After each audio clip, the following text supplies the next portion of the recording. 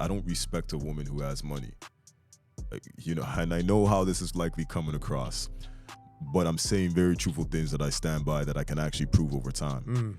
What I'm saying is, why do you respect money? What is money to respect? These are the sorts of questions I ask when I get asked questions like that.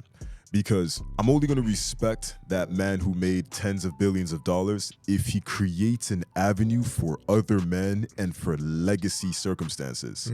Otherwise, what is your money doing for civilization? What is your money doing for the men around you? I don't need a job. But to see that you're taking care of your your clan, your tribe with that money, that's when I tip the hat. This is the same reason, back to streets, I hate having to bring it back to, but there's a lot of truths there that because the real ones are dying or in jail, people aren't represented it well anymore. But this is the reason why you can't just, let's say, be in the hood, get out of the hood, have money, and people are supposed to respect you. We don't see your efforts. No, but yeah, you grew up here, but we don't see what you've done for us. No, but people are still respecting some of these guys that are coming out the hood. Then that's the thing about it is they're not necessarily doing so much for the hood, but the fact that they came from that neighborhood. But who's doing that's that? Like a representation. What do you mean? Who's doing that? Who's? It's never always the same people. Who's the person respecting the person that shouldn't get respect in that regard?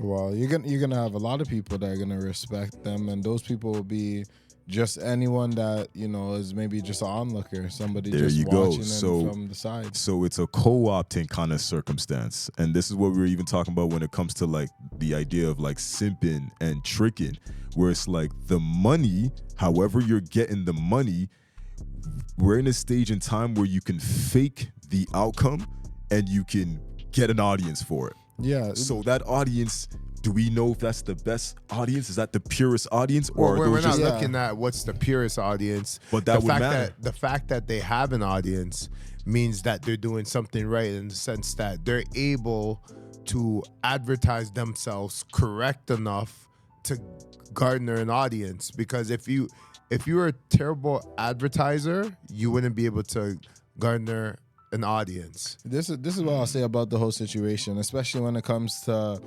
respect and what people deem as respectable and who's supposed to get recognition for what. Because we're in a day and age now, social media is crazy. So you already know everyone's going to be popular. Nerds are going to be popular. Guys that weren't cool when they're younger are going to be popular now because they have a platform to talk on.